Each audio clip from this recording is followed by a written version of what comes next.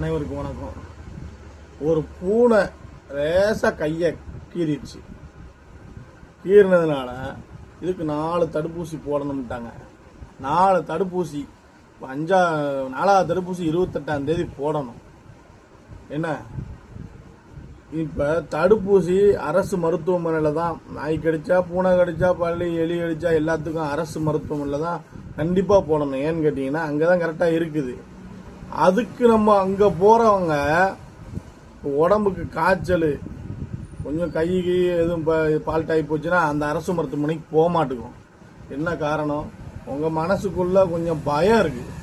அது நல்லா பார்க்க மாட்டாங்களோ அந்த பயம் இருக்குது. அது எல்லா பேர்த்துக்கும் இருக்குது.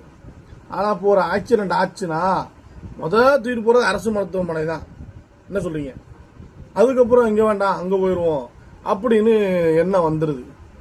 எதுக்கு என்ன வருது சொல்லுங்க? ஏன் பார்க்க மாட்டாங்களா?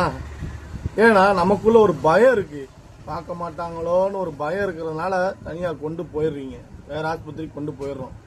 நானே கொண்டு போயிருக்கேன். நாங்கள் எல்லா பேருமே எங்கள் அண்ணனுக்கு ஆக்சிடென்ட் ஆச்சு, ஜிஹெச் தான் கூட்டு போனோம். அதுக்கப்புறம் ரொம்ப இதாகவும் இங்கே வேண்டாம் பிரைவேட்டுக்கு கூட்டு போயிடுவோம். பிரைவேட்டுக்கு கூட்டு போயிட்டான். எதுக்கு கூட்டு போகிறோம்? அந்த ஒரு பயம் இருக்குல்ல, வேண்டாம் பிரைவேட்டில் காசு செலவுனாலும் பார்த்துருவோம் அப்படின்ட்டு பார்க்குறோம். அந்த எண்ணத்தை முதல்ல போக்குறதுக்கு தான் நாம் தமிழர் கட்சி மருத்துவத்தில் சொல்கிறாங்க இலவச மருத்துவமா. காய்ச்சல்ல இருந்து மேலே இப்போ சர்ஜரி வரைக்கும் அவ்வளோ இதை கொண்டு வந்துரும்னு சத்தியம் பண்ணி அண்ணன் சீமான் சொல்கிறாரு. ஏன் செய்ய மாட்டாங்களா? இப்போ அரசு மருத்துவமனையில் வேலை பார்க்குற டாக்டர் தான் பிரைவேட்டாக வச்சுருக்காங்க. எடுத்துக்காட்டுக்கு நம்ம ஊர் சைடு பாருங்க, எல்லா பேரும் முக்கால்வாசி பேர் அரசு மருத்துவமனையில் வேலை பார்க்குற டாக்டர் தான் தனித்தனியாக வச்சுருக்காங்க. அங்கே போகிறவங்க ஏன் நம்ம அரசு மருத்துவமனை செய்ய மாட்டாங்களா? செய்வாங்க. நம்ம மனசில் உள்ள பயத்தை நம்ம கொஞ்சம் வெளியே போட்டுருணும். அதனால் நாம் தமிழர் கட்சி கண்டிப்பாக செய்யும். அடித்து சொல்லுவேன்.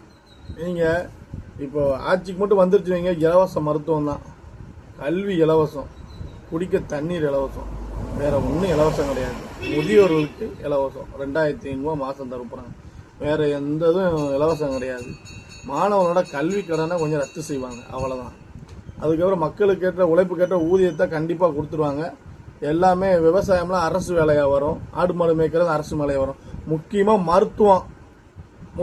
மருத்துவம் இலவசமாக வரும். நீங்கள் எந்த தான் ஆனாலுமே வெளி ஆஸ்பத்திரிக்கு போக வேண்டியதே வராது. கண்டிப்பாக நல்லா பண்ணுவாங்க. அந்த அளவுக்கு ஆக்கிடுவாங்க. ஏன்னா சொல்கிறத செய்வாங்க. கண்டிப்பாக ஒரு தடக்க வர வச்சு பாருங்க. தயவு செய்து கையெடுத்து கும்பிட்றேன். ஒரு தடக்க விவசாய சின்னத்துக்கு ஓட்டு போட்டு நாம் தமிழர் ஆட்சியனே வையுங்க. கண்டிப்பாக சொன்னதை செய்வாங்க. அப்புறம் அவங்க செய்கிறாங்களா இல்லையான்னு 5 வருஷத்துல உங்களுக்கு தெரியும்ல. 5 வருஷம் என்ன, 1 வருஷத்துல உங்களுக்கு தெரிஞ்சிடும் வெறுக்க போறீங்களா அல்லது இருக்க போறீங்களா அப்படின்னு. அதனால தான் சொல்கிறேன், தயவு செய்து விவசாய சின்னத்துக்கு ஓட்டு போடுங்க. பாவம் அந்த அண்ணன் சீமான்லாம் கத்தி தொண்டை நேரத்துலாம் அக்கா வித்யா வீரப்பனுக்கு ஓட்டு கேட்டுக்கிட்டு இருக்காங்க. அந்த அக்கா அழுகுது. அது எப்படிங்க, நம்மளே ஒரு 10 நிமிஷம் பேச முடியாதுங்க. அவர் எப்படி கத்திக்கிட்டு இருக்காரு அதெல்லாம் நினைக்காம நம்ம மாட்டுக்கு ஓட்டுக்கு காசு கொடுப்பாங்களான்னு நினச்சிக்கிட்டு இருக்கோம். நீங்கள் ஓட்டுக்கு காசு வாங்க, அது வேறு விஷயம். ஆனால் தயவுசெய்து ஓட்டை மட்டும் மனசாட்சிப்படி நல்லா உங்களுக்கு போடுங்க. புரியுதா? விவசாய சின்னத்துக்கு போடுங்க. இப்போ எந்த இதுவுமே கண்டிப்பாக நல்லது நடக்கும். யோசிச்சு மாற்று அரசியல் வாங்க. அது இல்லைன்னா இதுக்கு போடுறீங்க, இது இல்லைன்னா அதுக்கு போடுறீங்க. அந்த ரெண்டையும் தூக்கி அங்கிட்டு போடுங்க. என்ன சொல்கிறீங்க? ஒரு தடக்க நாம் தமிழர் கட்சியை வர வச்சு பாருங்க. அதுக்கப்புறம் தமிழ்நாட்டில் நாம் தமிழர் கட்சியை அடிச்சுக்கிற யாருமே முடியாது. அவரோட சொல்றத கொஞ்சம் பாருங்க. அதெல்லாம் எல்லாமே சாத்தியம்தான். சாத்தியம் இல்லாமலாம் சொல்ல முடியாது. நாம் தமிழர் கட்சி அவ்வளோ கொள்கை கோட்பாடான உள்ள கட்சி. கண்டிப்பாக தயவு செய்து இந்த ஒரு தடக்க 2026 நாம் தமிழர் கட்சி அரியணை ஏற வைங்க. ஏறிட்டோம்னா கண்டிப்பாக தமிழ்நாடு நல்லா இருக்குங்க. இந்த கடனை எப்படி அடைப்பாங்க அதான் அவர் சொல்லுவார். சீமான் சொல்கிறத கேளுங்க. கடனை அடைப்பாங்க. இப்போ கடனை அடைக்கிறேன்னு யாருனாலும் சொல்கிறாங்களா? இலவசத்தை தாராங்க. தாரேன் இலவசம் எல்லாமே தாரேன்றாங்க. அதான் என்ன சொல்ல, எப்படி கடனை அடைப்பேன் அப்படி சொல்கிறாங்களா? சொல்லுங்க.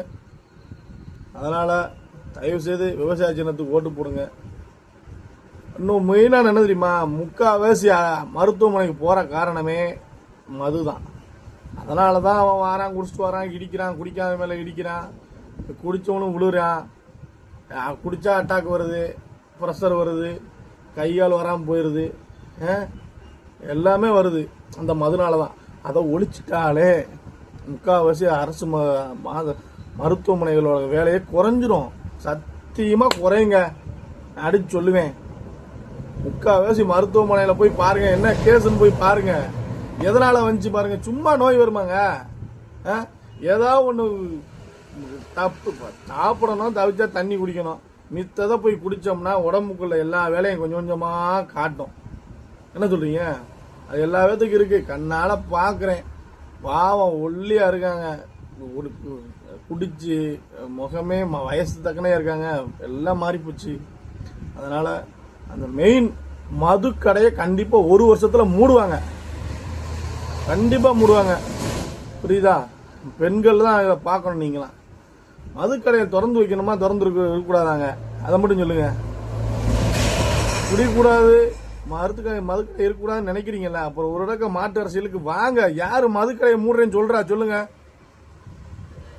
படிப்படியா குறைப்பம் கூட சொல்ல மாட்டாங்க, கூடிக்கிட்டு தாங்க இருக்கு. மதுக்கடைகள் கூட, பார்கள் கூடிக்கிட்டு இருக்கு. அதெல்லாம் யோசிச்சு பாருங்க. நம்ம சிவகாசியில எத்தனை பார் இருக்குன்னு யோசிச்சு பாத்துக்குங்க. இல்லைன்னா கூகுள்ல அடிங்க, எத்தனை பார்னு அடிச்சு பாருங்க, தெரிஞ்சிடும். அதனால ஒரு இடக்க மாற்று அரசியலுக்கு வாங்க. நாம் தமிழர்.